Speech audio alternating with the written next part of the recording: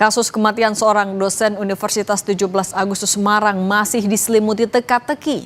Investigasi terus dilakukan polisi untuk menentukan ada tidaknya unsur pidana dalam kasus ini.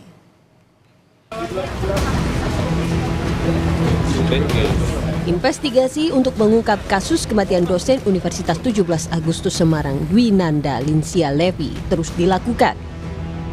Sabtu siang, Polda Jawa Tengah kembali melakukan olah TKP untuk mengungkap fakta secara forensik. Ya, saat ini Polda Jawa Tengah melakukan tindakan olah TKP lanjutan dalam rangka untuk mengungkap fakta-fakta secara forensik. Semua bukti-bukti yang ada di dalam yang terkait dengan ada kejadian meninggal orang itu semua terlihat. Kematian dosen Levi menyisakan kesedihan dan luka mendalam bagi Sivitas Akademika Universitas 17 Agustus Semarang. Bagi sesama dosen, korban dikenal sebagai sosok yang baik dan dekat dengan para mahasiswa.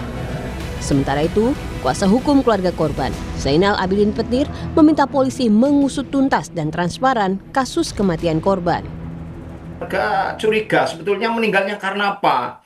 Ternyata di situ ada perwira menengah Polda Jawa Tengah AKBP B yang waktu itu nampak gelisah, grogi maupun nampak kebingungan ketika membuat laporan ke Polrestabes.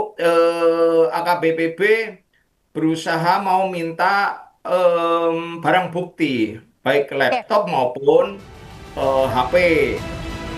Dwinanda Linsia Levi ditemukan meninggal di kamar kosnya pada Senin lalu di Semarang, Jawa Tengah. Kematian korban turut menyeret nama AKBP Basuki yang saat ini telah dipatsuskan selama 20 hari. Tim Liputan Kompas TV.